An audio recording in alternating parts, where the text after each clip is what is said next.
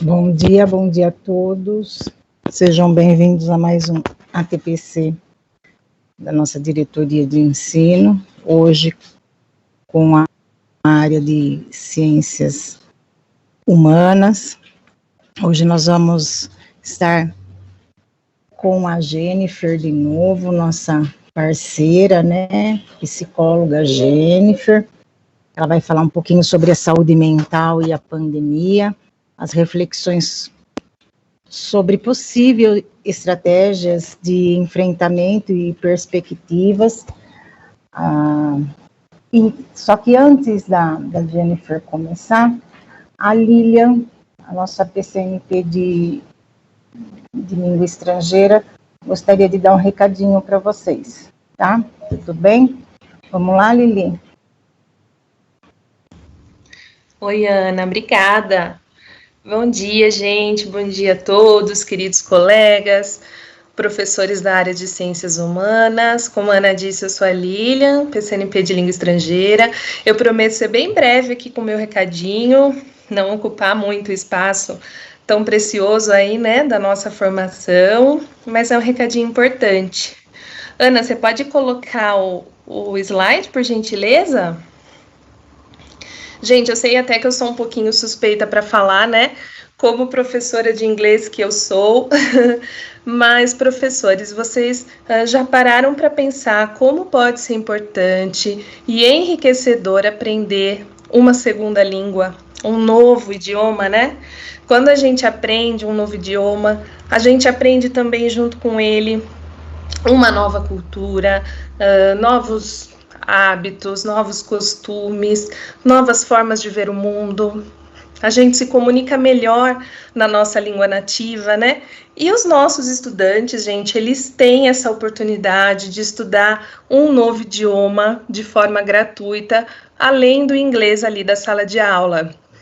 Eu sei que, né, talvez a maioria de vocês já conheça ou já ouviu falar sobre o CEL, o Centro de Estudos de Línguas, que é um programa da SEDUC que proporciona o ensino de idiomas para alunos do fundamental e do ensino médio, como eu já disse, de forma gratuita. Na nossa região, até vocês estão vendo aí no slide, nós temos 3 escolas vinculadoras do CEL, que é o José Conte, né, em Igaraçu do Tietê, o José Alves Mira, em Dois Córregos, e o Major Prado, em Jaú. Os CELs funcionam nessas escolas, eles estão alocados nesses prédios, mas é importante lembrar que o CEL pertence a todas as escolas, né? Todos os alunos podem estudar no CEL. Então, professores, eu invadi um pouquinho esse ATPC para pedir para que vocês, por favor, nos ajudem a divulgar o nosso Centro de Línguas. Falem, né, com seus estudantes, motivem seus alunos a matricularem-se. Vocês são uma referência, vocês são um espelho para eles. Quando a gente, né, professor, sugere, a gente dá dica, a gente recomenda, aconselha, os alunos tendem a levar a sério, eles começam a pensar sobre, né? A gente tem esse poder nas nossas mãos. Então, por gentileza, nos ajudem a divulgar essa oportunidade única. As 3 escolas vinculadoras, elas têm as redes sociais, então elas estão sempre postando atividades, divulgando. Compartilhem os posts com seus alunos, nos ajudem, né, a fazer chegar essa informação até eles. As matrículas estão abertas e as vagas são limitadas. Então, assim, essa é a hora mesmo do aluno procurar os CELs para a realização da matrícula, tá? Para mais informações, é só procurar as escolas vinculadoras. Então, os professores de línguas, a gente conta com a colaboração de todos vocês, certo? É isso, Ana. Esqueci de abrir a câmera, gente. Obrigada pelo espaço, obrigada a todos por me ouvirem e ótima manhã de formação a todos nós. É isso. Obrigado, Lilian. Nada. Dani, vamos então dar início aí. Oi, Ana, bom dia, professores de hoje de Ciências Humanas, bom dia a Jennifer. Gostaria de começar a nossa TPC formativa agradecendo, como a gente sempre faz, primeiramente a professora Carla, nossa dirigente, por confiar no nosso trabalho, no trabalho do Núcleo Pedagógico, por acreditar no nosso trabalho, a nossa diretora de núcleo, Ana Helena. Muito obrigada, Ana, que acredita no nosso trabalho, que confia no nosso trabalho, e é nossa líder, né, guiando tão bem essa equipe do núcleo pedagógico. Agradecer aos PCNPs, meus colegas PCNPs que integram essa equipe, agradecer aos PCs, aos professores hoje de Ciências Humanas, nossos colegas, aos gestores, supervisores, e o Paulo e o Rodolfo do NIT, que sempre estão dando um suporte imenso para nós. E você, Jennifer, muito obrigada mais uma vez pela parceria, pelo sim, né? Pelo sim tão rápido que você deu e sempre dá à diretoria de ensino nessa parceria de formação. Então, a gente, em nome da Carla, da Ana Helena, do Núcleo Pedagógico, da diretoria de ensino, eu agradeço imensamente você. Então, professores, vocês estão aí com a Jennifer nesse ATPC, cujo objetivo é proporcionar algumas reflexões sobre saúde mental na pandemia, sempre atendendo, né, tentando atender aí aos pedidos de vocês, que vocês fazem nas avaliações das ATPCs, por isso é muito importante as avaliações das ATPCs. Então, eu vou deixar vocês com a Jennifer e dizer para vocês, aproveitem, tá? Jennifer, com você a palavra, muito obrigada mais uma vez. Bom dia a todos, professores, professoras, coordenadores, né, diretoria de ensino de Jaú. Queria agradecer mais uma vez o convite, a oportunidade de poder contribuir de alguma forma, né? Gosto muito da nossa parceria, então eu gostaria de agradecer a Ana, a Carla, a Dani, né, pela possibilidade, as pessoas envolvidas na diretoria de ensino, que parabenizar também pelo trabalho e pela preocupação com os professores, né, em proporcionar formações como estas, que sempre estão debatendo temas muito importantes, ainda mais nesse momento, né. Então, agradecer também a atenção do pessoal, e eu espero que eu consiga aí, né, contribuir de alguma forma.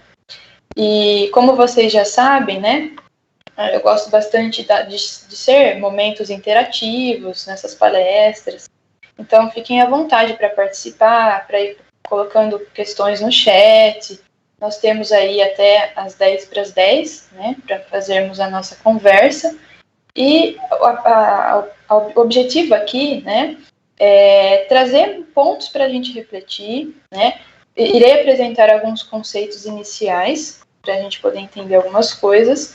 É claro que muitas vezes para vocês já é... Oi? Desculpa, o teu microfone está cortando um pouquinho o som. Eu não sei se cortando? O microfone está cortando para mim um pouquinho o som. Eu coloquei o cabo de rede aqui agora. Será que melhora? Vamos ver. Pode ser. Tá travando ainda? Um pouquinho. Um pouquinho? Será que é minha internet?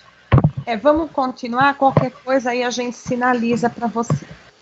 Tá, me perdoem, gente, essas coisinhas acontecem, né? Mas caso comece a atrasar o áudio ou parar o áudio, por favor, se puderem me avisar, que daí eu vejo o que dá para fazer. Desculpem. Bom, então, retomando, vou trazer alguns conceitos para vocês, talvez alguns dos conceitos não sejam tão novos assim, mas vai ir costurando a nossa reflexão para podermos atingir um objetivo aí final, tá bom? Então, pode passar, por gentileza, Ana. Nosso próximo slide. Bom, então, gente, algumas considerações iniciais. Como todos nós estamos acompanhando, desde o início da pandemia, né, o cenário da saúde mental, saúde emocional tem sido muito explorado já, né, para entender um pouquinho o que está acontecendo com as pessoas com relação à saúde de uma forma geral, né? Mas pensando em saúde mental, nós temos percebido um aumento, né, nos sintomas, tanto de quem já havia algum quadro, né, apresentando algum quadro de transtornos mentais, né, ou comportamentais, e pessoas que não haviam ainda se manifestado em decorrência da pandemia, acabaram apresentando aí crises de ansiedade, principalmente, né, acabaram manifestando sintomas que ainda não haviam sido externalizados, né?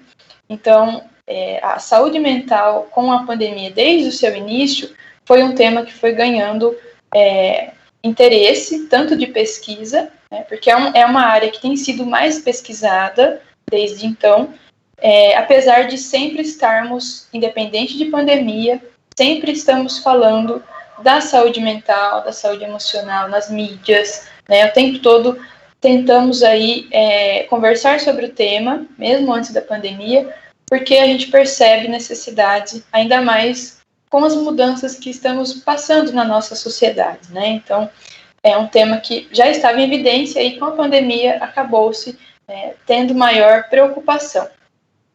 E principalmente, gente, em decorrência de alguns indicadores mundiais, né?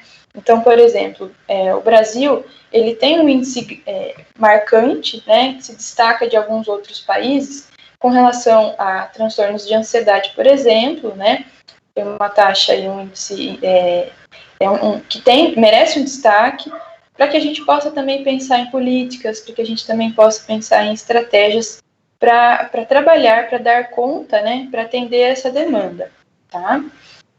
Pode passar, por gentileza. E uma dificuldade das pessoas, que acredito que todos nós observamos, né, é uma dificuldade de lidar com o isolamento físico, né, que na verdade, assim, a gente escuta bastante isolamento social, né. O social acaba sendo uma consequência do isolamento físico, na verdade, né, porque hoje com a tecnologia, as relações sociais mudaram muito.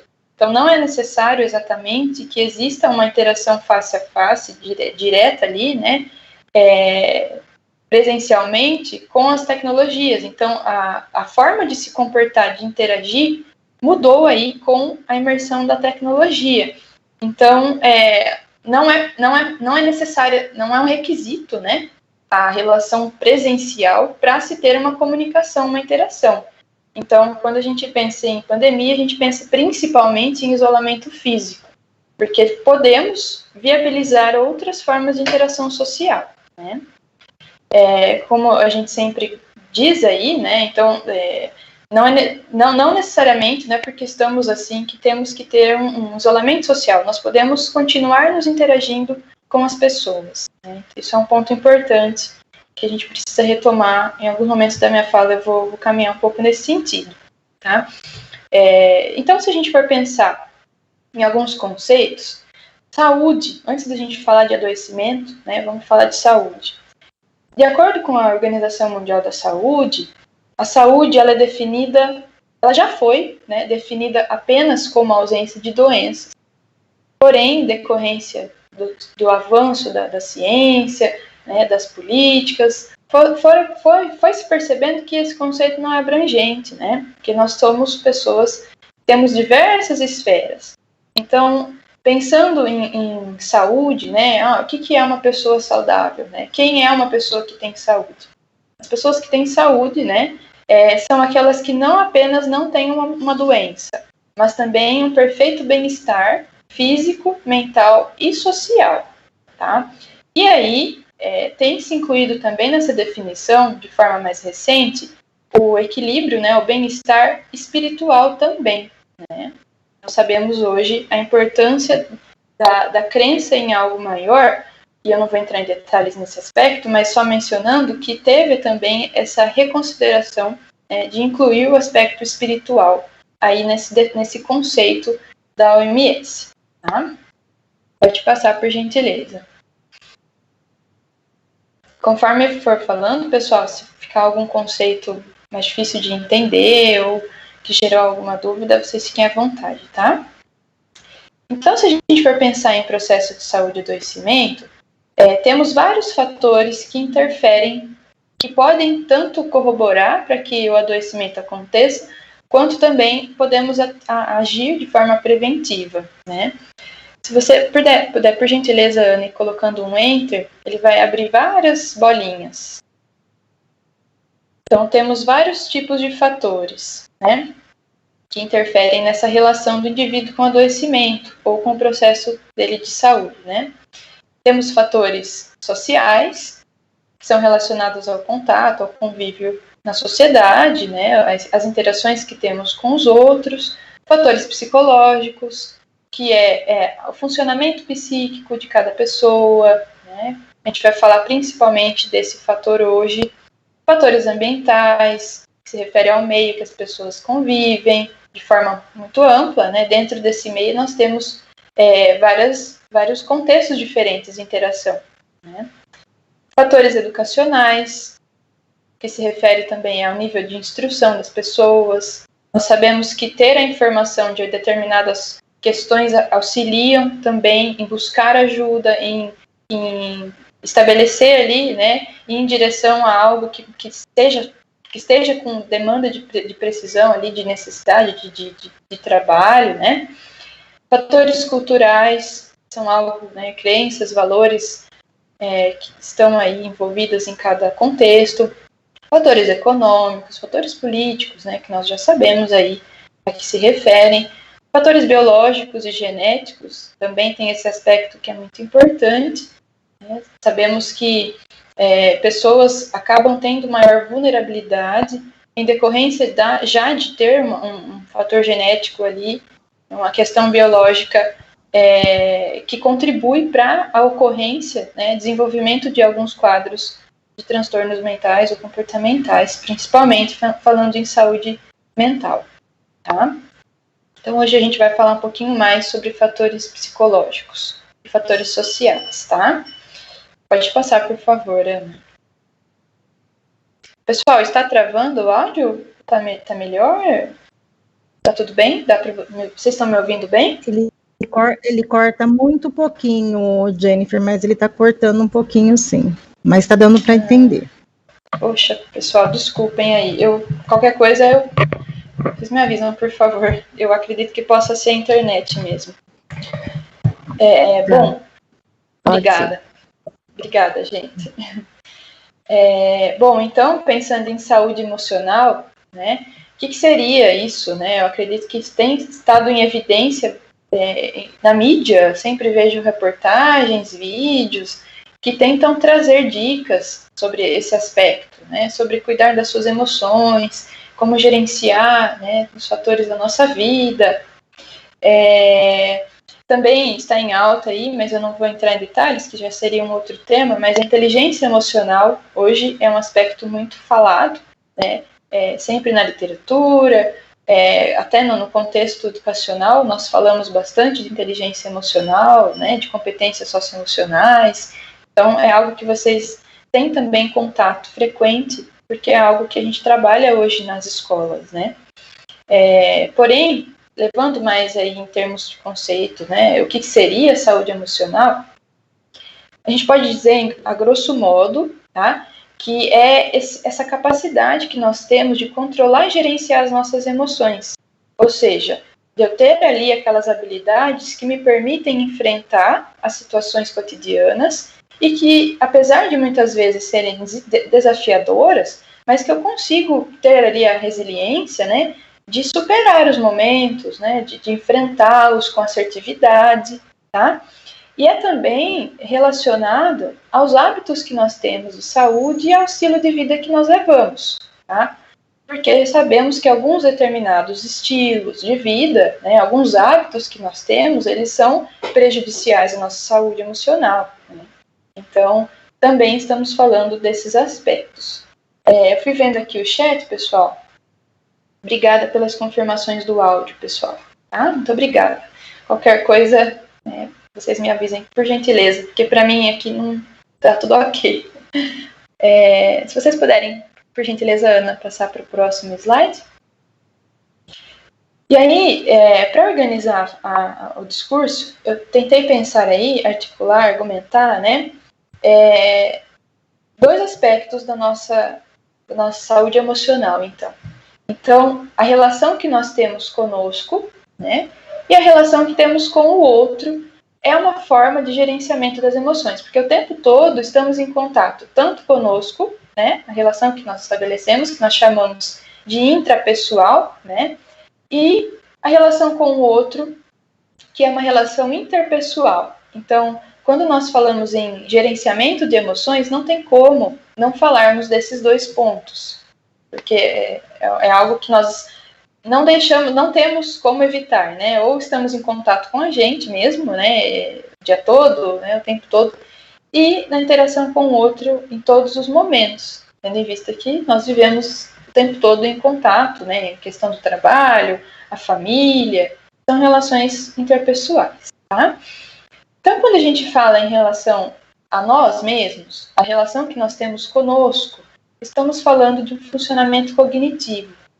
Então, na minha linha de pensamento, né, que é cognitiva comportamental, quando nós falamos em funcionamento da psique, né, funcionamento psicológico, né, estamos falando em aspectos variados, tá? Eu coloquei alguns aqui só para mencionar para vocês. Então, a gente está falando também do sistema de crenças daquela pessoa, tá? Dos pensamentos automáticos que nós temos, então pensamentos recorrentes que ficam vindo ali, né, o tempo todo disparados, muitas vezes com ideias, com julgamentos, tá? Que todos nós temos. Então, a qualidade e o que é para aquela pessoa, né, para todos nós, aqueles pensamentos, como que esses pensamentos, essas crenças estão articuladas com o comportamento que nós temos, né? Se é algo funcional, é algo saudável, se é algo disfuncional, que não nos auxilia ali no dia a dia, tá? Também estamos falando de autoestima, que todos nós sabemos a importância da autoestima para a nossa vida, né? Para a nossa saúde, para as relações interpessoais também, né? Então, a autoestima seria o amor próprio, né? O autocuidado, e aí a gente acaba até elencando fatores ali que eu coloquei abaixo. Então, o quanto você se valoriza, né? O autoconhecimento, que é em decorrência aí, de você saber se conhecer, de você identificar quando algo não está legal, ou quando algo tem que melhorar, ou quando você está indo super bem, né? Se você sabe se policiar ali, né? Como que é essa manutenção, a autoeficácia também, que é a sua percepção sobre você mesma, de ser capaz ou não de realizar alguma tarefa, né? De ir em direção a algo que você prefere, que você pretende. Também estamos falando de estratégias de enfrentamento, né? Ou seja, estratégias de enfrentamento seriam as formas que nós utilizamos como mecanismos mesmo de defesa, né? Para lidarmos com os desafios que encontramos ao longo da nossa vida, né? Então, o tempo todo, desde quando nós nascemos, né, estamos em contato com a nossa família inicialmente, depois a gente vai para a escola, e as relações vão se expandindo, e as experiências vão surgindo, né? E também tem os modelos que recebemos das pessoas que temos como referência, principalmente a família, né? Então, nós vamos aprendendo, né, construindo um repertório de estratégia de enfrentamento, ou seja, que são maneiras que nós aprendemos de lidar com as situações adversas. Então, a gente vai aprendendo, né, por aproximação, por imitação, por observação, né, que quando surge alguma determinada situação, eu tenho que tomar tal e tal atitude, ter tal e tal pensamento, né, que as coisas vão se amenizar, se resolver. E um ponto que é marcante, que eu queria destacar, é que pensando na pandemia, como é uma situação totalmente ímpar, atípica, né, não tivemos a oportunidade de desenvolver esse repertório prévio, né? Sabemos aí que muitas coisas acabam se repetindo na nossa vida e que a gente já tem um direcionamento, mesmo que situações diferentes, mas se forem próximas, a gente acaba generalizando a aprendizagem. E aí a gente fala, poxa, situação parecida eu resolvi assim, assim, assim, né? São estratégias de enfrentamento. Então, ou seja, eu vou fazer isso e aquilo, vou tomar tal decisão, vou pensar de tal forma para que eu possa resolver a situação, para que eu possa continuar e ficar bem, né? Ok. Porém, a pandemia é uma situação totalmente nova para todo mundo.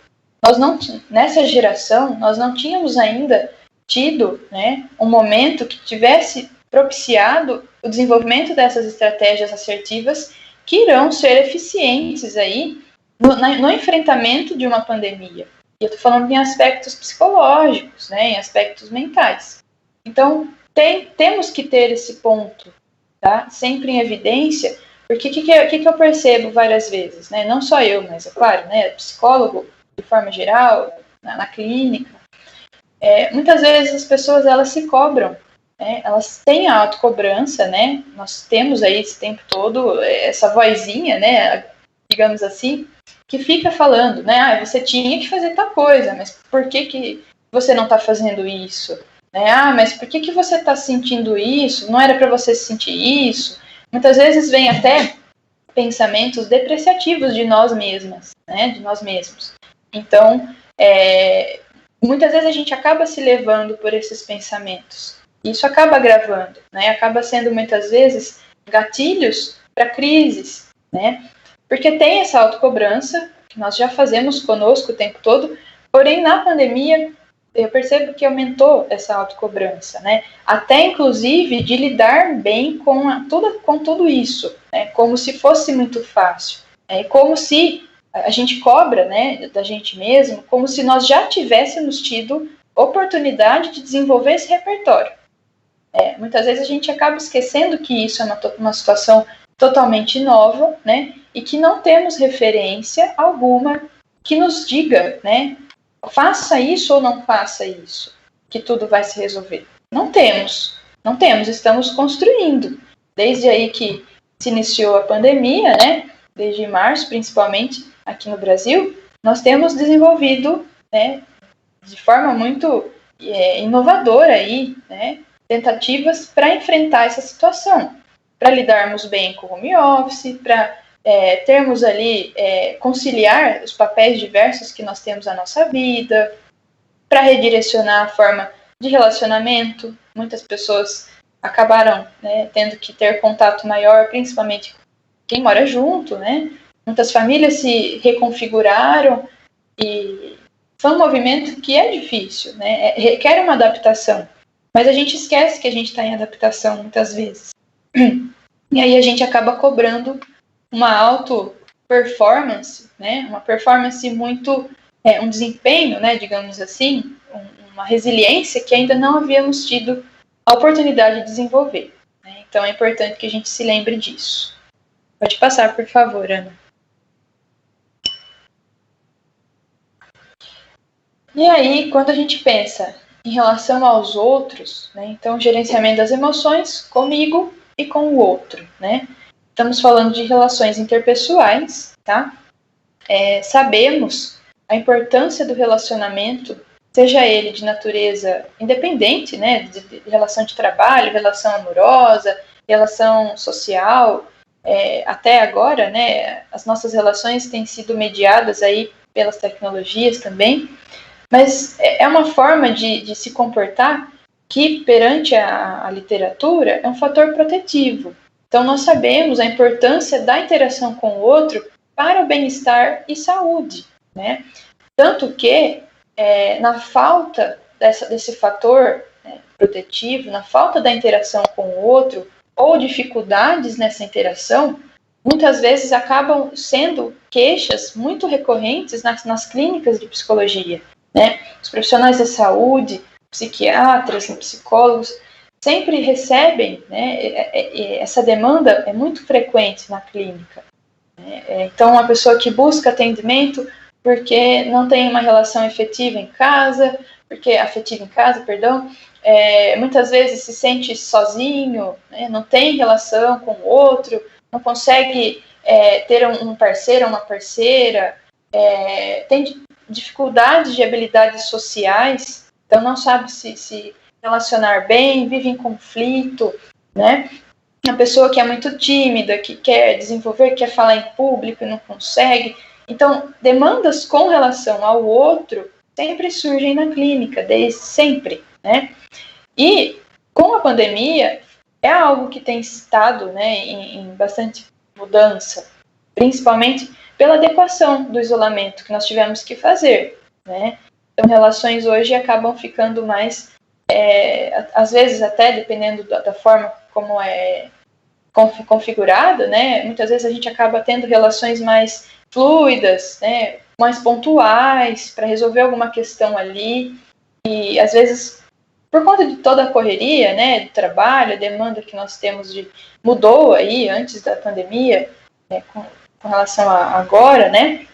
Então, muitas vezes a gente acaba deixando um pouquinho essas relações que nós tínhamos, que eram saudáveis e que nos fazia bem, para poder dar conta de algo maior, né? Uma demanda maior de trabalho, ou uma demanda familiar maior, né? Tendo em vista aí que as crianças estão em casa, estudando em casa, precisam de ajuda dos pais, muitas vezes da família presente ali.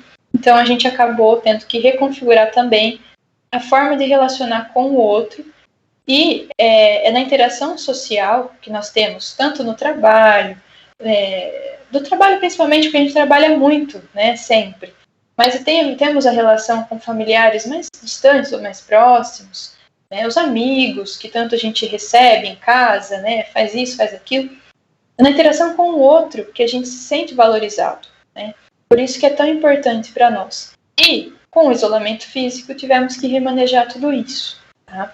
Mas não que não tenha que ter, né? A gente pode reconfigurar a forma de ter essa relação com o outro, hoje respeitando aí todas as dicas, né? Os decretos, né? Com relação à higiene, a isolamento, afastamento de 1,5 metro e tudo mais. Mas a gente também pode viabilizar meios tecnológicos para manter, principalmente agora, né? As relações com o outro. Pode passar, por favor.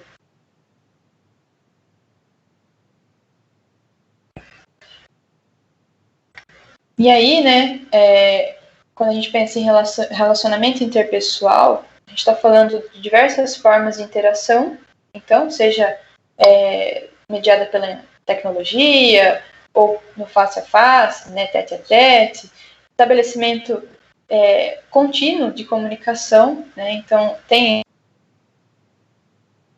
um emissor, tem um receptor, e por trás de cada resposta, por cada mensagem na relação com o outro, existem muitos fatores ocultos ali, mas que interferem na forma e na qualidade do relacionamento que a gente estabelece, né? Então, estamos falando de crenças, de valores, princípios, da educação, das experiências, dos significados diferentes que as pessoas atribuem. Então, a gente sabe que todo mundo nós emitimos uma resposta, uma mensagem, né? Então, a gente tem uma finalidade ao falar algo, ao expor algo. Para a gente está muito nítido sempre, né? Falar, para mim está super claro. Mas a gente também não sabe como o outro vai receber aquela resposta, aquela mensagem, né? Então, cada um vai interpretar ali a partir desses fatores ocultos aqui, né? Cada um na sua subjetividade, né? E para se ter relacionamentos interpessoais saudáveis, nós sabemos que existem algumas regrinhas básicas de convivência, né? Ali, pode passar, por favor, Ana. Existem alguns fatores que a gente pensa inicialmente, né? Pensando em relacionamento interpessoal saudável, mas existem muitos outros que eu não coloquei aqui. Mas como, por exemplo, comprometimento com o outro, né? Responsabilidade, a educação, né? Os bons modos, a empatia, que é tão importante, né? Que a gente trabalha com as crianças na escola, né? Essa questão de se pôr no lugar do outro, que é algo que tem estado aí bastante em evidência sempre, né? Dedicação, cordialidade, respeito, são princípios que são extremamente importantes, pensando em relação com o outro, relações saudáveis, porém sabemos que existem inúmeros aí fatores que entrariam nessa lista. Tá? Só citando alguns aí que são iniciais quando a gente pensa em relacionamento com o outro. Tá? Pode passar, por favor, Ana. E o que nós percebemos com a pandemia, né, principalmente? É claro que, olhando por diversas perspectivas, a gente percebe muitos fatores, né? Questões enormes da sociedade, mudanças nas relações de trabalho, mudanças com relação à economia, política, né, uma nova forma de existir, de viver, né, na sociedade. Porém, pensando na saúde emocional, saúde mental, né, observamos dois tipos de conflitos muito recorrentes e que, com a pandemia, acabaram ficando mais em evidência, né?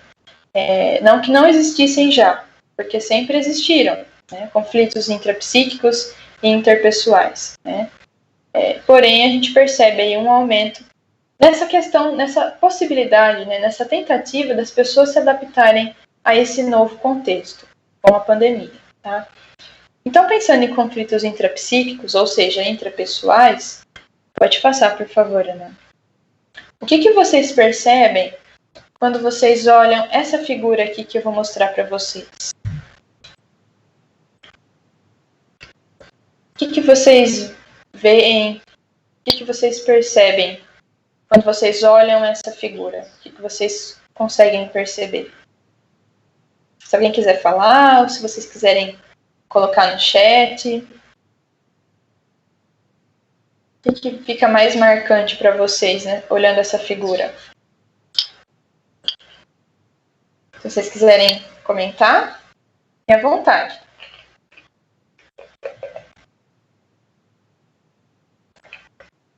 Angústia, a Ivone falou. O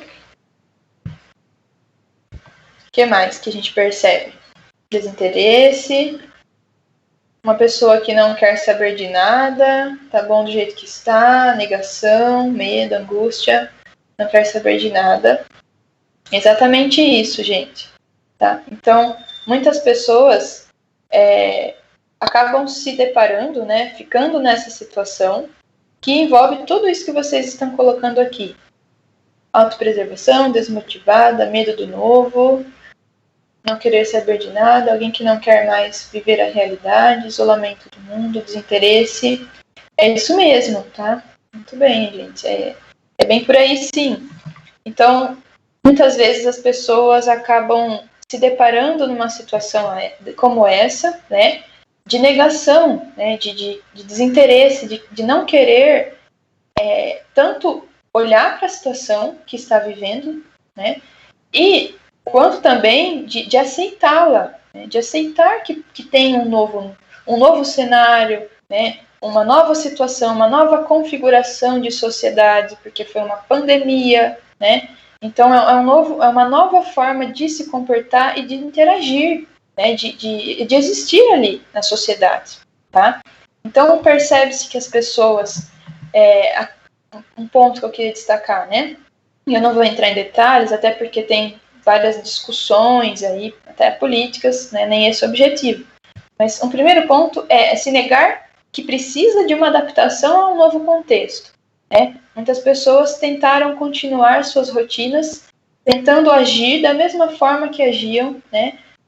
Tanto com relação à organização pessoal, quanto também de até preocupações, interesses, né? Negando a existência de algo maior que estava acontecendo. E aí, é claro que teve uma consequência isso, né? Estamos aí há 8 meses, né, praticamente, já em isolamento físico, né, com todas essas restrições aí da pandemia. Muitas pessoas acabaram tendo que aceitar de forma muito dura, né? Porque se negavam a acreditar que estava acontecendo, né, e que tenha ocorrido tudo isso e que precisava de um ajuste na forma nos hábitos de vida, né, no estilo de vida que havia levando, né. Teve mais alguns comentários aqui. Medo, fuga da realidade, medo de sair da zona de conforto, falta de recursos e muitas vezes materiais. Com certeza. Insegurança. Exato, né. Mas o que eu queria destacar, gente?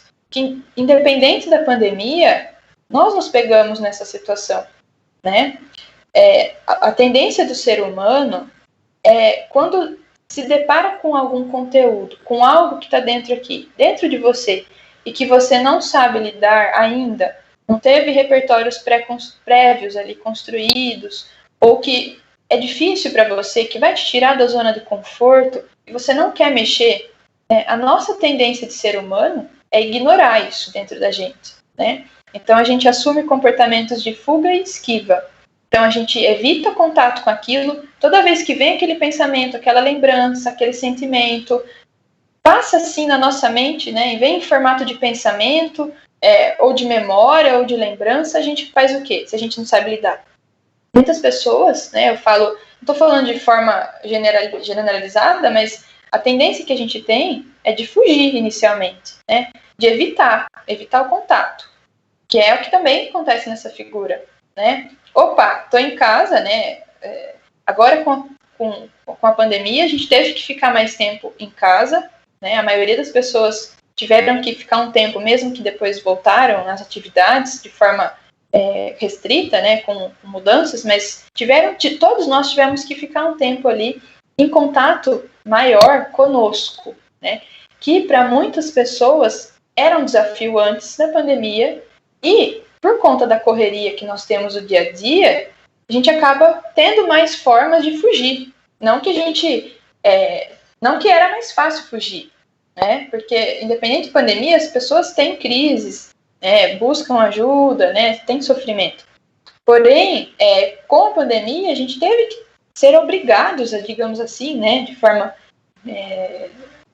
só para a gente refletir, a ter maior contato com a gente e a olhar para esses conteúdos que antes a gente fugia. E que por correria ali, rotinas, o tempo todo, a gente tem vários papéis sociais aí para conciliar, a gente tinha uma facilidade de fuga. Então, a gente se deparar com aquele sentimento, aquela emoção, a gente ia falar, ai meu Deus, tem tal coisa para fazer. Muitas pessoas falam isso, né? Eu não posso pensar nisso agora, tem que resolver isso e aquilo, né? É a minha prioridade. E aí a gente acabava deixando. E aí, com a pandemia, com esse tempo maior de ter, né, conosco, passar mais tempo conosco, muitas pessoas, até segundas ordens, né, tiveram que interromper suas atividades profissionais, né, para aguardar aí uma reconfiguração, uma liberação, né, e aí é muito relativo isso, pensando em diversas profissões, diversos eixos aí, mas muitas pessoas tiveram que lidar com isso de forma totalmente nova, porque era difícil fugir, né? Antes a gente conseguia colocar algum obstáculo para não ter contato com isso.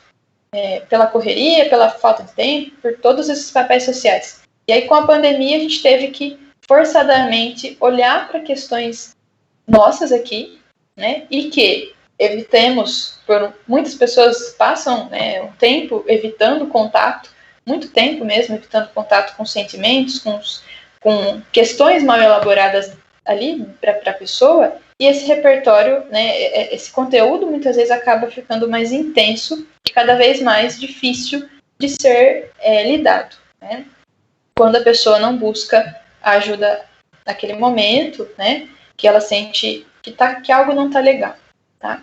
Então, é um ponto que a gente pode pensar, pensando aí nos conflitos com relação à pessoa com ela mesma, tá? Pode passar, por favor, Ana.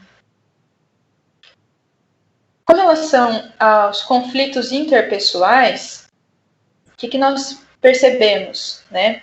Perdão, intrapsíquicos ainda.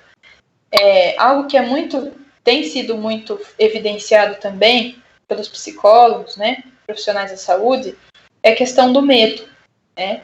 Então, a gente, desde o começo da pandemia, todos nós ficamos com medo, né? Medo do quê? Medo do incerto, medo do que vai ser, né?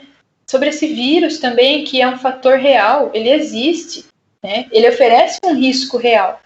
Porque o que acontece, né?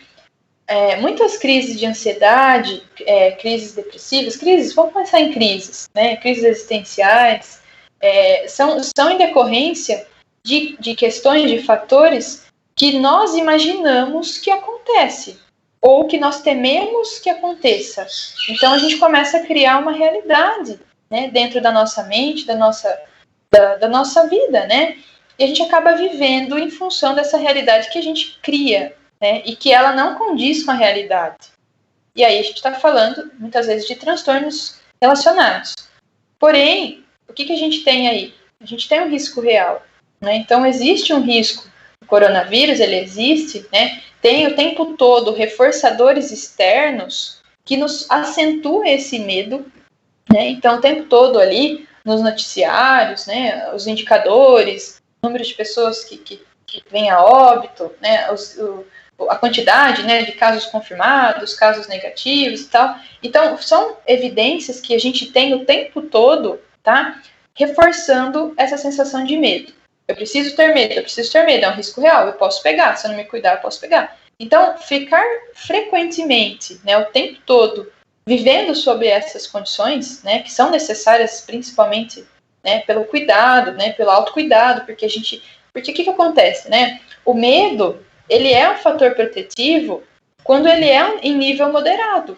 Nós precisamos ter medo para nos cuidarmos, para a questão de segurança, para que a gente tenha ali condutas assertivas que vão nos proteger, que vão proteger o outro, né? Então, o medo, em níveis moderados, ele é saudável, ele é necessário para a nossa vida, né? Se a gente não tiver medo, se a gente não tiver... se a gente ficar pensando em possíveis acontecimentos que nós iremos nos prejudicar, a gente não tem algumas condutas importantes, né? Como, por exemplo, hoje em dia, né, que é fazer o uso correto da máscara, higienização constante, ficar em isolamento, né, em isolamento físico, seguir tudo certinho esses decretos. Se a gente não seguir isso, né, pode ser que aconteça uma probabilidade maior de contágio, né?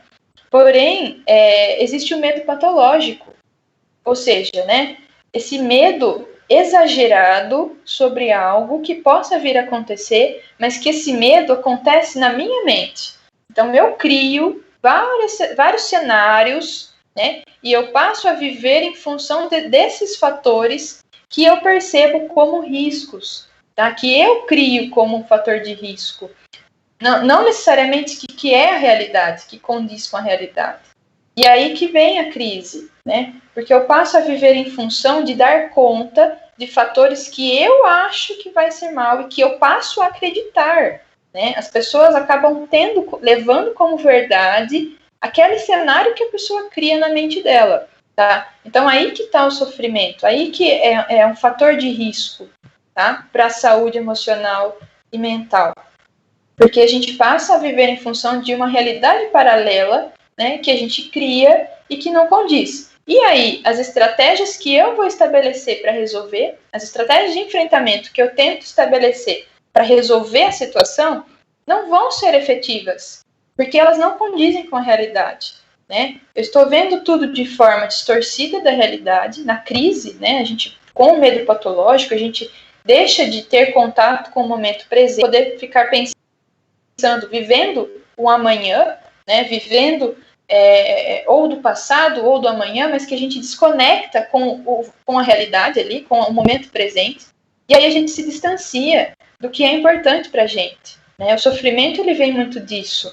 A gente se desconecta com o que é importante no momento presente. E a gente passa a viver em função do que aconteceu ou do que a gente acha que vai acontecer, tá? E aí a gente tenta o tempo todo adequar, né? Buscar formas de lidar com coisas que não são do momento presente, né? A gente fica tentando projetar cenários futuros, né? E vivendo para que a gente evite algo que a gente acha que vai acontecer, e a gente tem uma convicção muito grande disso, né? Com crenças e pensamentos que ficam vindo ali o tempo todo, tá? Que pedem, né, para que eu tenha esse comportamento exacerbado de autocuidado, né? E que as estratégias que eu vou estabelecer para resolver os conflitos não vão ser eficientes, porque elas não condizem com a realidade, né? Com o mundo real ali, né? Mas sim com o imaginário, tá? E aí que vem a disfunção, né? Aí que a gente consegue perceber o que depois na clínica, né, o psicólogo, ele tenta perceber o que está sendo disfuncional naquela situação específica, né? Que crença, que pensamento, que conjunto de comportamentos que não estão sendo adequados ali, coerentes com a situação. Em análise terapêutica, a gente tenta perceber e, junto com o cliente, desenvolver isso, tá? Estou falando de uma perspectiva, né, da minha abordagem, que é cognitiva comportamental, tá? Na psicologia existem várias linhas de pensamento, né, e aí, pensando na minha abordagem, a gente tenta trabalhar dessa forma, tá? Pode passar, por favor, Ana. E aí, né, pensando em conflitos interpessoais na pandemia, considerando esse medo que nós estamos, né, a dificuldade de se adaptar a uma realidade diferente, de estabelecer mudanças, para muitas pessoas foi muito difícil, tem sido até hoje, né, aceitação de tudo isso, as consequências também da pandemia com relação a vários fatores da nossa vida, né, principalmente o financeiro, né, o profissional, enfim, entre outros, tá? Junto com isso, o aumento do contato com as pessoas da nossa família, tá?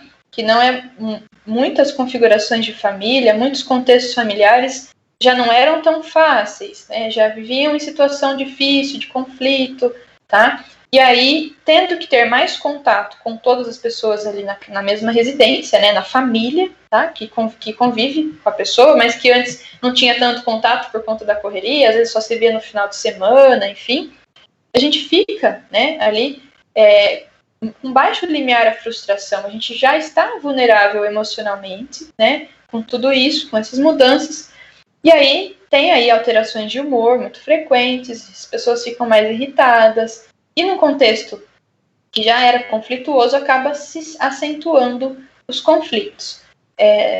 Percebemos aí, através das mídias, inclusive, um aumento, né, no índice de violência e também no índice de divórcios. Também é um dado que a gente tem percebido por conta, né, de vários fatores.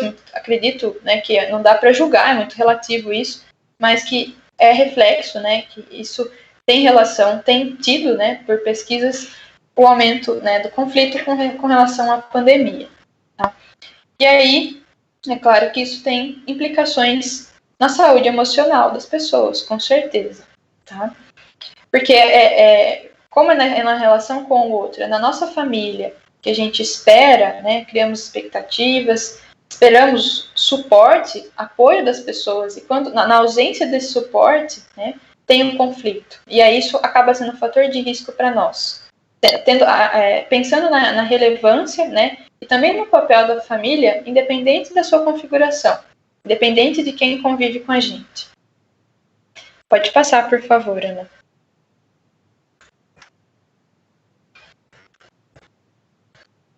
Mas então, o que a gente pode fazer? Será que tem uma receita ou talvez uma forma melhor de lidar com tudo isso? Pode passar, por favor, Ana. Na verdade, é algo que até já falei para vocês no começo. Independente de pandemia, nós sempre iremos encontrar fatores que podem ser percebidos como estressores na nossa vida.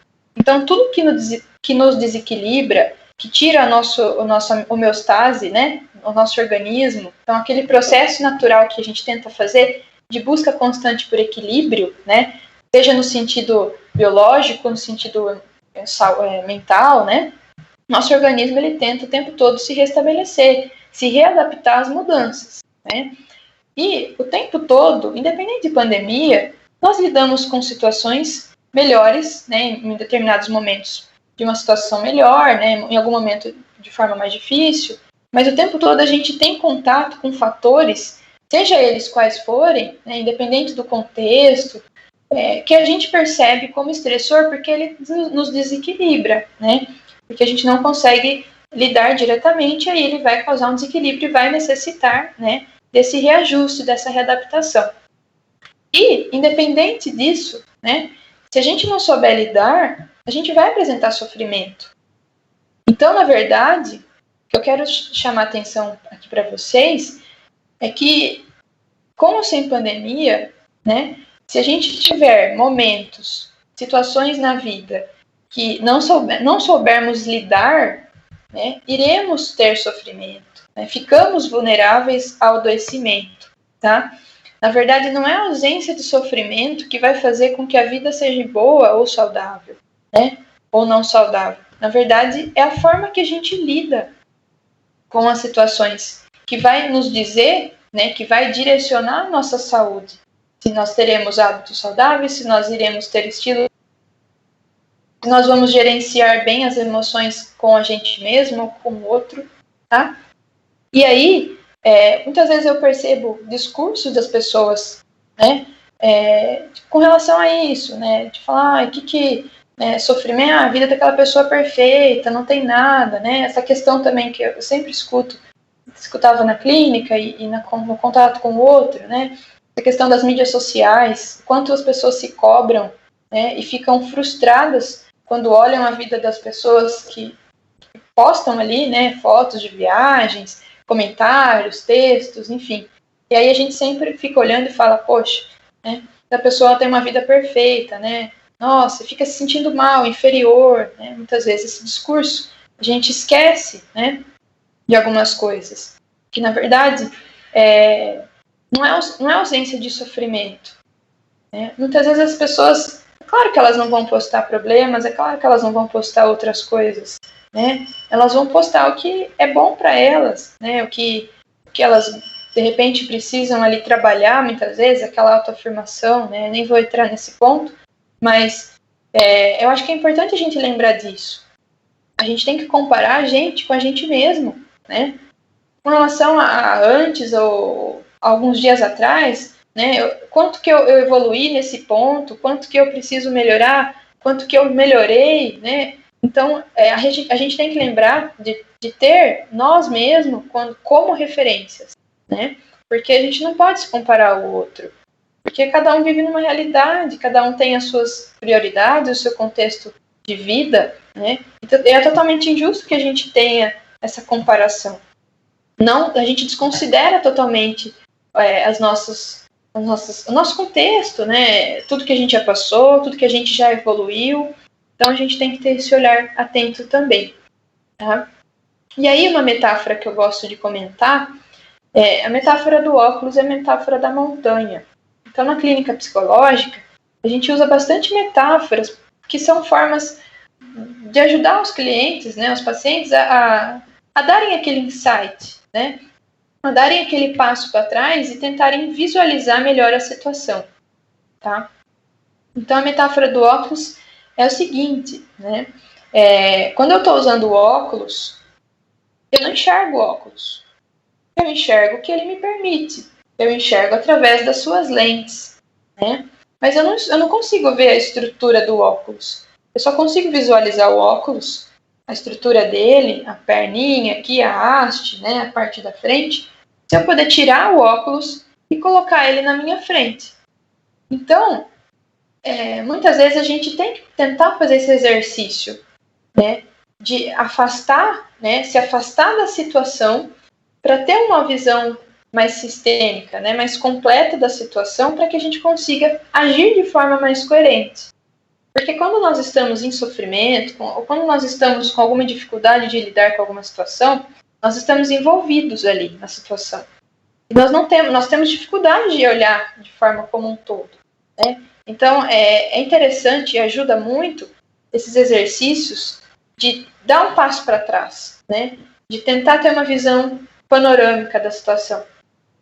O olhar da montanha, né, que eu coloquei aqui, que todo mundo quer ter o melhor olhar da vista, né? Todo mundo quer chegar no topo. Uma outra forma de ver isso, né, é chegar no topo da montanha para poder ter aquela paisagem maravilhosa, né? Quando a gente vai fazer alguma escalada, algum esporte radical, né? A gente quer ter a melhor visão para tirar as melhores fotos, enfim.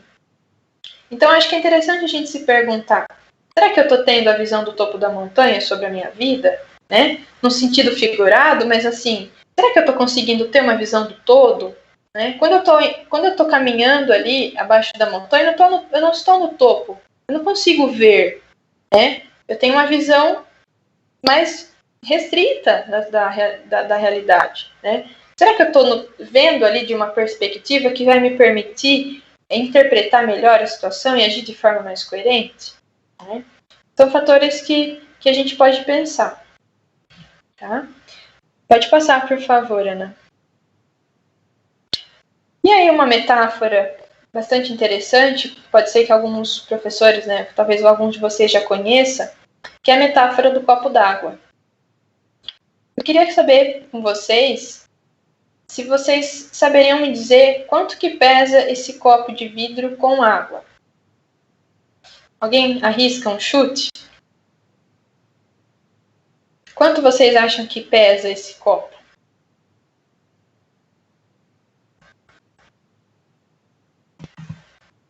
O que vocês sugerem? 350 gramas, meio quilo, 300 gramas. Alguém dá mais? Alguém sugere mais, menos?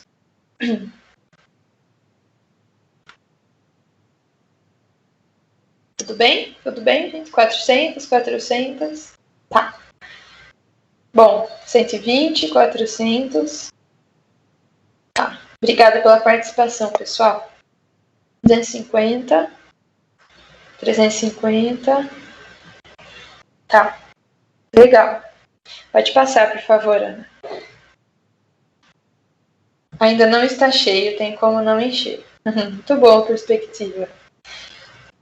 Na verdade, eu gosto dessa metáfora porque ela nos reflete de várias formas, né? Sempre que eu apresento essa metáfora, bem, eu aprendo muito também com as pessoas que eu trabalho, né? Então, na verdade, o peso absoluto não importa, na verdade, né? Porque depende do tempo que a gente segura o copo.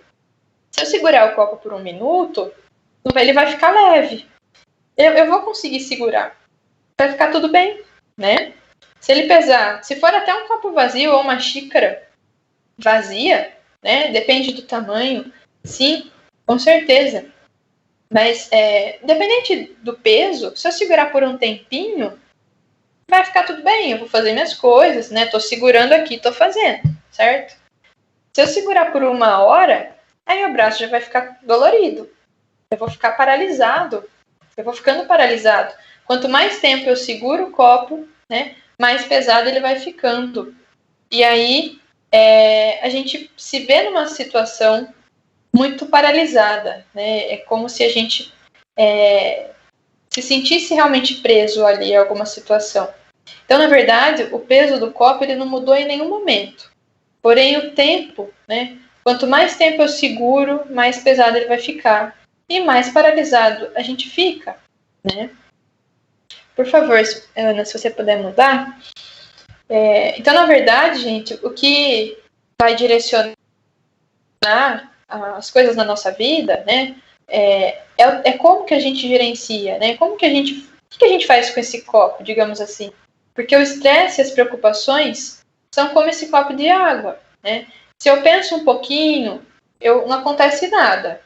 Né? Se eu vejo que tem um conteúdo, se tem algo que está acontecendo comigo e tá fácil de lidar, é uma coisinha, para mim, está sendo pouco ali naquele momento, eu vou lá e continuo fazendo minhas coisas, eu ignoro, né? Eu falo, isso não é nada, né?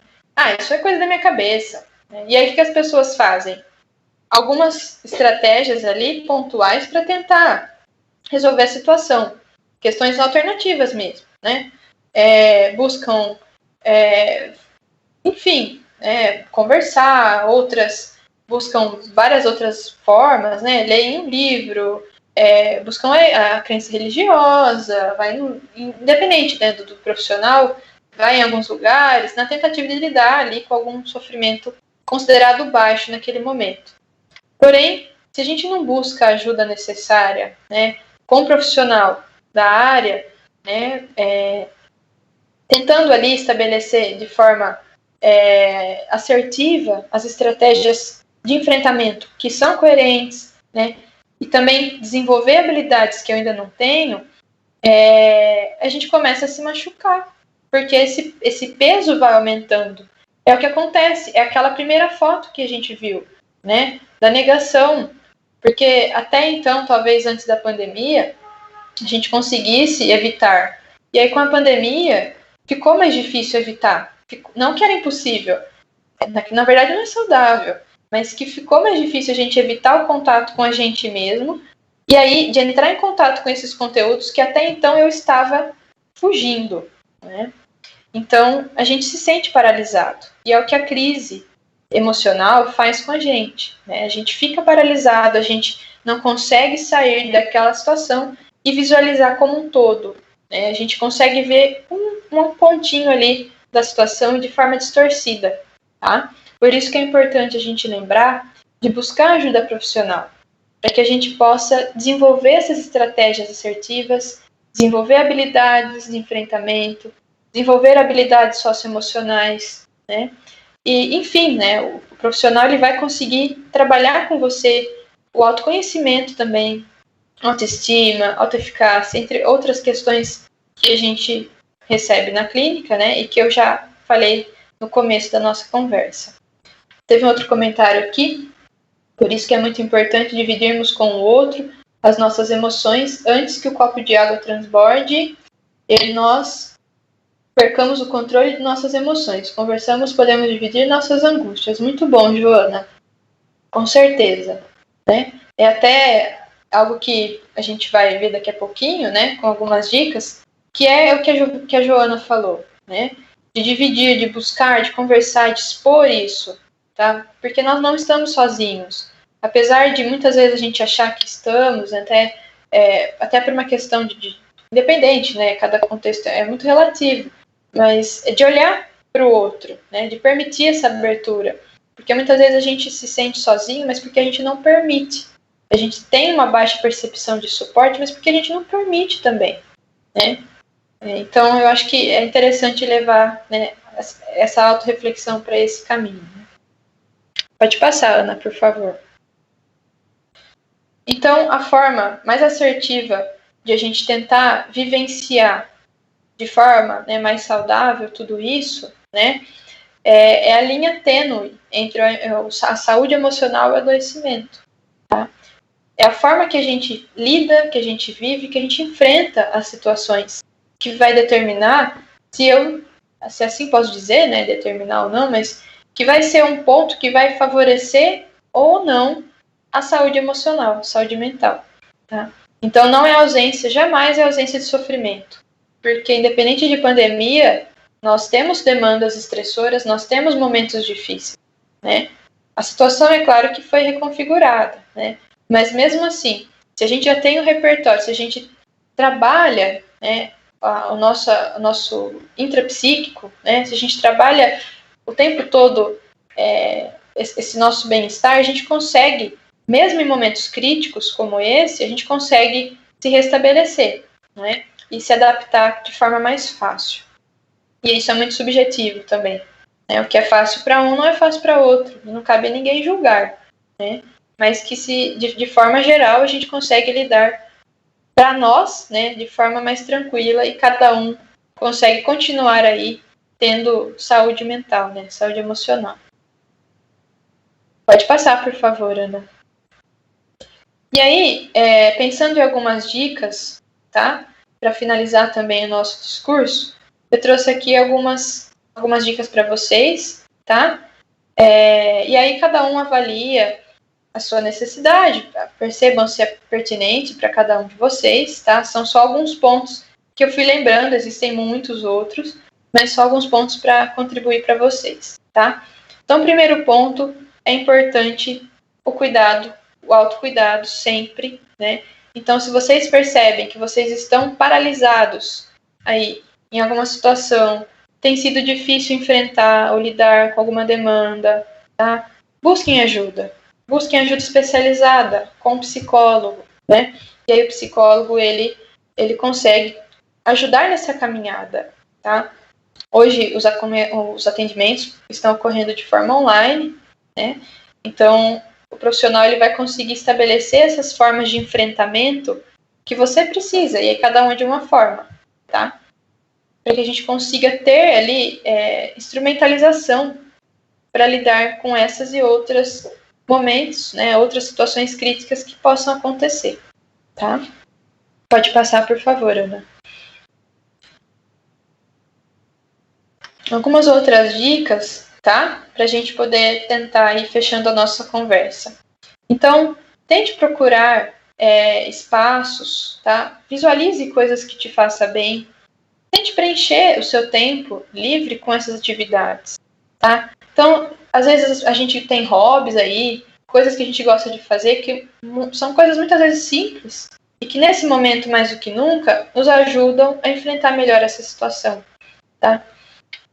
Outro ponto também marcante é com relação às notícias, ao acesso às notícias, tá?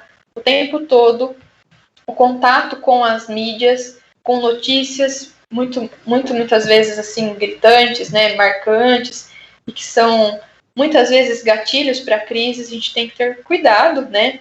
Tanto que até um cuidado, até uma orientação da Organização Mundial da Saúde, o acesso indicado pela OMS é de até 2 vezes ao dia, tá? E aí cada um tem que manejar a forma que se sente melhor.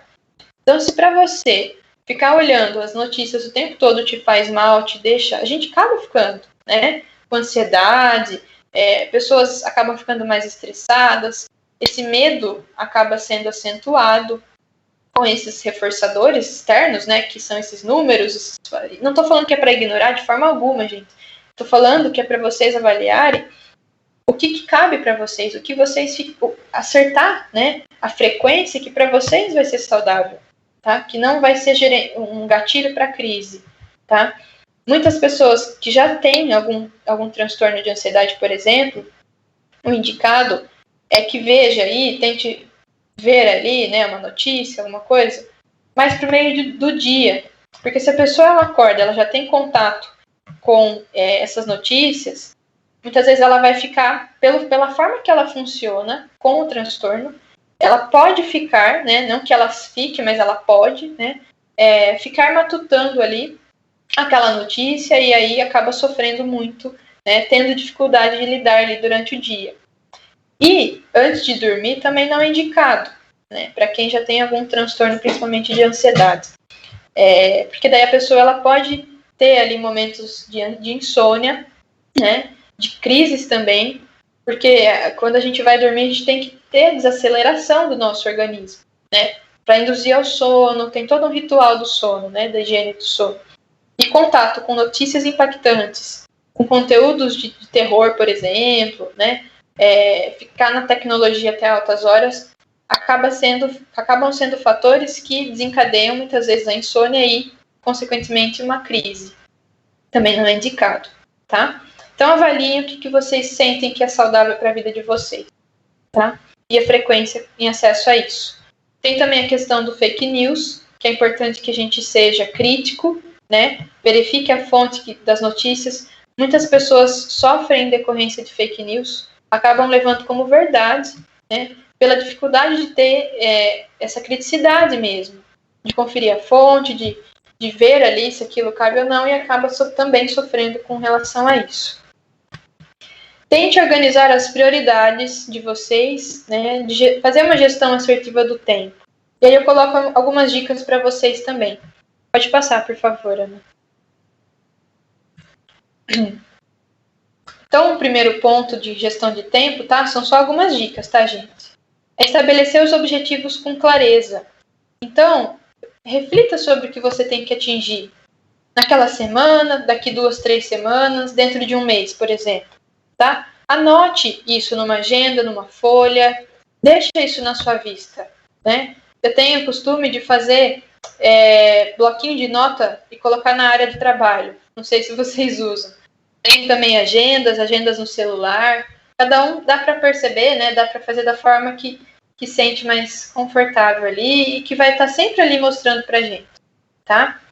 E aqui lembre-se, né? Barco sem rumo não chega a porto algum. É importante a gente ter um objetivo direcionado para que a gente se organize em direção àquele objetivo, tá? Pode passar, por favor, Ana. O segundo ponto seria estabelecer as prioridades, tá? Por exemplo, no domingo é o primeiro dia, tá, da nossa semana. Então é interessante, se vocês tiverem o hábito, eu também faço isso, eu acho isso muito, muito bacana, ajuda a organizar, tá? Também sempre indico para os alunos que eu atendo. No domingo senta, tá com a cabeça mais tranquila, tá mais descansado, né? Consegue visualizar a semana. A sugestão minha é que vocês façam um cronograma por semana, porque cada semana tem, às vezes, compromissos que vão mudando. Tem os compromissos fixos, que aí é legal a gente tentar manter no mesmo horário, naquele dia e horário, deixar já reservado, mas a gente consegue visualizar melhor algumas mudanças que possam acontecer, né? Então, é interessante listar todas as nossas prioridades para aquela semana, tá? Lista. Então, fazer relatórios, elaborar prova de matemática, corrigir trabalho do terceiro ano, lista tudo. E aí, na frente, né, você pode colocar o prazo que você tem para realizar aquela atividade. Para você organizar, se você vai fazer isso nessa semana, ou na semana seguinte, ou no mês seguinte, enfim, tá? E tenta organizar horários, né, e dias específicos para cada atividade. Se for o caso, na agenda, né, coloca para a semana seguinte, para outra, a partir de cada prazo. E aí tem que ver o que é mais urgente, o que não é, tá? Pode passar, por favor, Ana.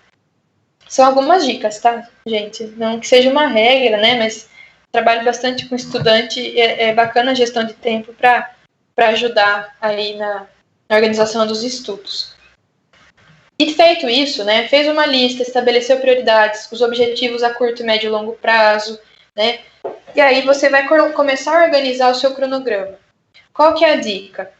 Atividades que exijam mais concentração e atenção, coloca de preferência no começo da semana e no período da manhã e tarde, porque são períodos que são momentos ali da semana que a gente está mais descansado, que a gente tem ali um funcionamento mais saudável ali, mais satisfatório talvez, tá? E de manhã e à tarde a gente consegue manter a atenção de forma mais fácil, tá? À medida que quando vai chegando mais à noite, a gente vai ficando mais cansado mentalmente, né? Pensando na profissão de vocês, a gente trabalha muito mais com a mente, então a gente acaba ficando mais cansado, até por trabalhar muito no computador, né? Então o indicado é otimizar manhã e tarde e atividades mais manuais à noite, tá? Descanso à noite, momentos especiais com as pessoas que moram com você. Nesse cronograma também, vocês podem colocar atividades extras também, né? Então, atividade física, um horário para fazer exercício, o horário da missa, do culto, o horário do curso de idiomas, o horário que você sai, né, fazer tal coisa, resolver tal coisa, tá? Pode tentar estabelecer um horário fixo para cada uma dessas atividades também. Pode passar, por favor. Eu coloquei aqui para vocês um modelinho de cronograma. Eu faço bastante esse modelo de cronograma com alunos da faculdade, até faço também para a minha vida, eu acho que ajuda muito. Então, aqui só um exemplo, tá? Que vocês podem fazer no Excel mesmo, na agenda, no planner, né? Vocês podem colocar ali em cada hora que você pode fazer, tá?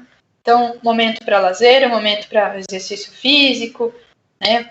Para cuidados pessoais. Então, a gente tem tarefa doméstica, né? Então todo dia, das 7 às 10 da manhã, eu vou fazer tarefa doméstica, né?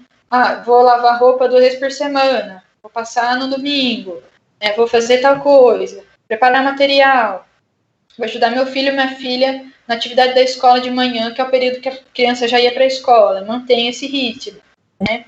Então dá para ir tentando estabelecer horários fixos para as atividades e dá para fazer um desse por semana.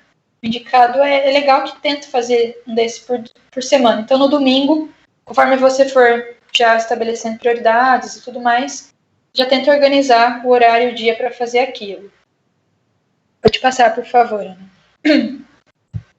E esse material, pessoal, pode ficar com vocês também. Depois, eu autorizei, né, eu pedi deixei, né, para as meninas que depois, para elas quiserem, se vocês quiserem, que está disponível também para ter esse material, tá?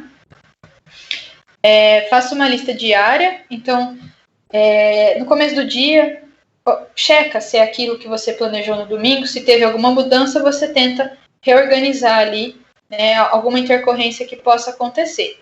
Se forem várias, talvez é válido fazer uma lista nova daquele dia e avalie o que você consegue fazer naquele dia, o que você vai deixar para o dia seguinte, né, ou rever um outro prazo.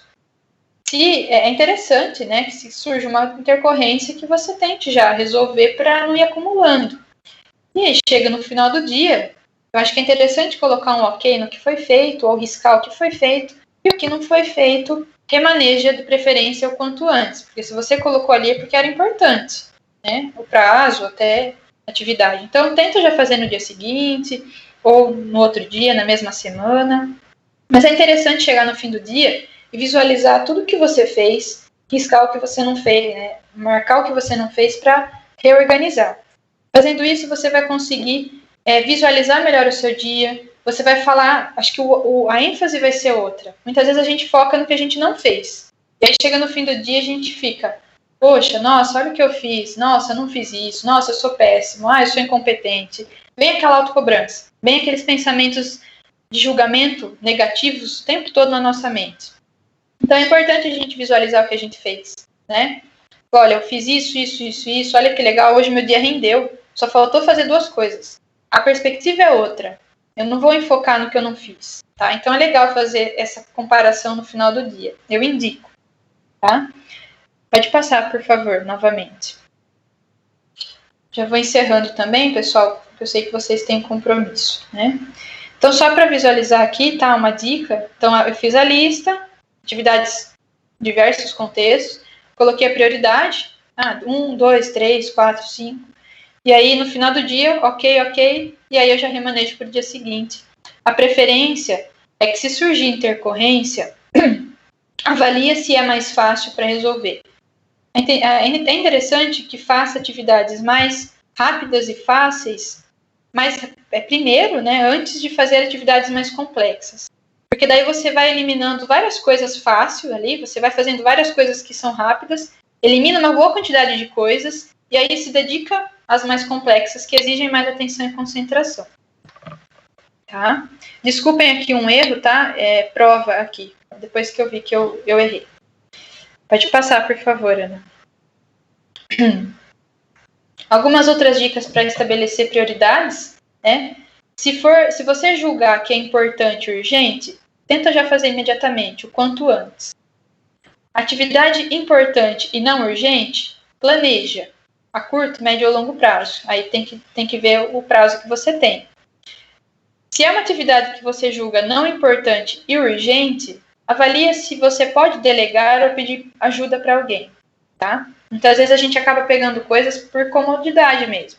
Então é interessante a gente contar com o outro também, principalmente a família, né? E se você julga atividade não importante e não urgente, quando você puder, você faz. E aí é interessante você também planejar um dia para isso, tá? Pode passar, por favor.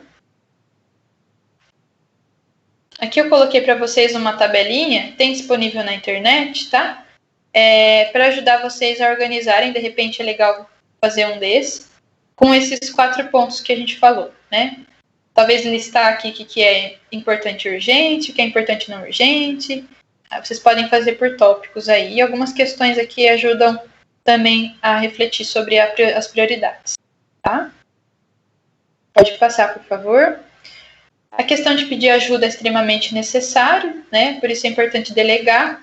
Muitas vezes a gente acaba se atarefando com coisas que a gente pode passar para alguém fazer, e aí a gente pode focar em atividades mais complexas e que são mais importantes para nós. Pode passar, por favor, Ana.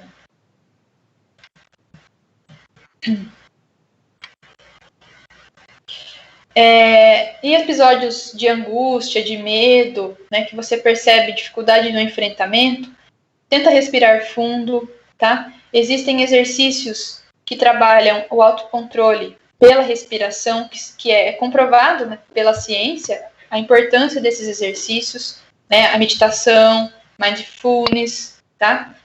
Técnicas de relaxamento induzem a uma menor... uma desaceleração, né, psíquica aqui. Então, é importante, talvez, tentar ter essa prática na frequência que você julgar necessário, que vai te ajudar. Existem muitas técnicas disponíveis na internet, tá? No YouTube, entre outros lugares, que podem te ajudar a lidar com a situação. E é claro, né, a terapia também pode te ajudar nesse sentido. Converse também com outras pessoas, expresse, até, né, a nossa colega aqui colocou, tá? Tenta falar sobre o que você está sentindo, algumas lembranças, pensamentos que venham a te assombrar ou te perturbar. Tenta colocar isso, levar isso para as pessoas de sua confiança. E aí que tá, né? Você pode, se você tem amigos, pessoas próximas que você está em isolamento físico, né? Você pode ligar para essa pessoa, estabelecer algum meio de comunicação que você possa se expressar e manter o contato, né? A gente não precisa cortar relações porque a gente não pode ver essa pessoa, né? Então é só reconfigurar esse vínculo, que é importante, tá? Pode passar, por favor. Já estou finalizando, tá, gente? Vou tentar ser mais breve. Alguns exercícios aqui para autocontrole da respiração. Uma técnica é ficar 3 minutinhos sentado, no momento, né, num espaço tranquilo, de preferência que não tenha muitos estímulos visuais ou auditivos, para você focar em você mesmo, tá? E aí você pode deixar os olhos fechados ou semiabertos, de preferência para desencostar da cadeira também. E aí você pode colocar no seu relógio, né, no celular, no despertador. Pode começar com 3 minutos e depois você vai aumentando o tempo conforme você vai percebendo que vai passando rápido demais, tá? Então aí você pode focar no ar que você inspira, né? Que você aspira e inspira, tá? Sente o ar entrando, sente o ar saindo. Você tenta focar na sua respiração, tá? E aí, se você tiver ali momentos, lembranças, pensamentos, você vai identificando isso e tenta verificar, né? Acredito que é interessante buscar ajuda também para lidar com esses momentos. É um momento que você tem ali com você mesmo, que você vai treinando o autocontrole, tá? Então, essa autorregulação também é importante para a saúde. Pode passar, por favor.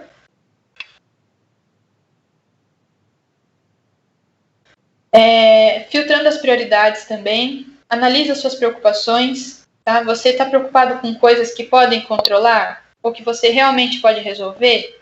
Afinal, o que a gente pode controlar? Eu acho que é uma ilusão a gente achar que a gente controla algo, que a gente tem um controle sobre o que vai acontecer. Eu acho que isso é muito pesado, a gente não tem esse poder, tá? Então, tenta observar o que você vem pensando. Se você não precisa, talvez, de olhar de uma perspectiva diferente para a situação. Se você está no topo da montanha, conseguindo ter uma visão melhor da situação, tá? Se você está tirando o óculos, está fazendo esse exercício, tá? Pense em algumas soluções, liste alternativas, pode até escrever, listar os prós e os contras daquela tomada de decisão. Tente pensar, se você fosse dar um conselho para um amigo, para uma pessoa próxima, o que essa pessoa poderia fazer, né? Inverte a situação. Poxa, se meu amigo estivesse passando por isso, o que eu falaria para ele? Tá? Converse também com as pessoas da sua confiança. Seja generoso com você. Ninguém é perfeito. Todos nós temos limitações. Não temos que dar conta de tudo, mas a gente também tem que se organizar para isso, no que se refere à atividade profissional principalmente, tá? Mas é importante a gente ter em mente que a gente não tinha esse repertório, que a gente não tinha esse conhecimento prévio e que estamos desenvolvendo todos juntos desde que se iniciou a pandemia. Que está tudo bem a gente errar, né? A gente só precisa se reajustar às mudanças necessárias ali, para poder ter ali um manejo assertivo, tá? Pode passar, por favor, Ana. Já estou encerrando, gente, estou preocupada com o horário. Algumas perguntas para estabelecer também as prioridades. Eu não vou ler todos aqui, mas vocês vão ter esse material. Mas tenta pensar assim, olha, a perspectiva que eu estou olhando, eu estou tendo esse pensamento, essa crença, a partir de qual evidência? Né? O que eu tenho de evidência sobre esse pensamento, se ele é real ou não? O que me mostra que isso é real, que eu estou pensando? Porque a gente cria aquela realidade paralela que eu já disse, né? Que evidências que eu tenho ao contrário? Talvez pensar em algumas alternativas para resolver a situação. Tenta se policiar no sentido de, se eu estou envolvido na situação, eu estou pensando de forma coerente ou se eu tenho que me afastar um pouco mais. E aí a terapia ajuda, né? Exercícios de autocontrole pela respiração permite que você se afaste da situação para olhar de forma mais ampla, né? E, enfim, depois vocês também podem ler essas perguntas, são algumas dicas para vocês, tá? Pode passar, por favor, Ana.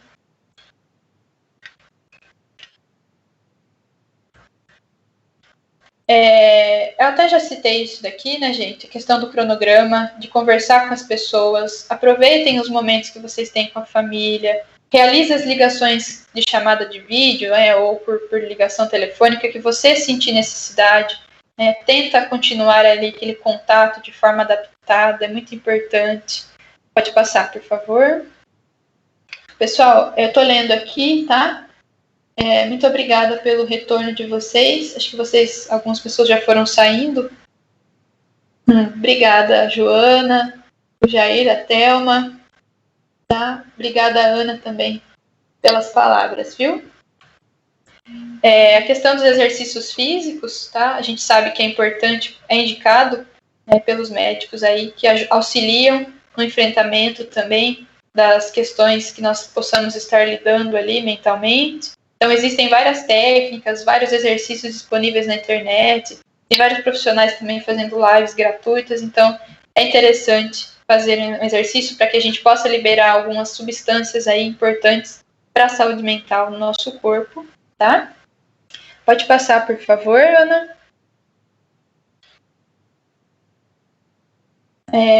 Se você tem filho em casa, né, as atividades escolares, vocês mais do que nunca sabem a importância, então, de estabelecer um horário fixo para as crianças realizarem as atividades, manter combinados. Se a criança conseguiu cumprir aquele objetivo do dia, reforça ela de forma positiva, né, dando atenção, fazendo elogios, sentando ali com ela para dar, né, ouvi-la, porque elas precisam também de ajuda, ainda mais agora. Se tem sido difícil para a gente, imaginem para as crianças, né, com relação à questão de enfrentamento, que elas não têm muitos repertórios ainda, dependendo da idade, né? Crianças mais novas, mais jovens, ainda não tiveram a oportunidade de desenvolver muitas habilidades de enfrentamento. Então é importante criar espaços para que elas se expressem, para que vocês as escutem, tá? Aqui algumas ideias, né? Criar recitais, criar exposição de arte, pedir para ela fazer um desenho. Faz desenho para a mamãe, para a vovó, para o tio, né? Faz um texto, faz um poema e você direciona o tema. A questão de pintar, de usar massinha. Nossa, dá para fazer várias coisas, né? Pode passar, por favor, Ana. Eu coloquei algumas imagens, se você puder só passar rapidinho. Só para... Vocês são professores, pelo amor de Deus, sabem muito mais do que eu, como dá para fazer essas atividades. Bem mais... vocês têm aí criatividades, né? Atividades diversas que podem ser feitas. Tá? Só algumas ideias que dá para fazer com o material que tem em casa mesmo. Vocês sabem disso, né? Pode passar, por favor.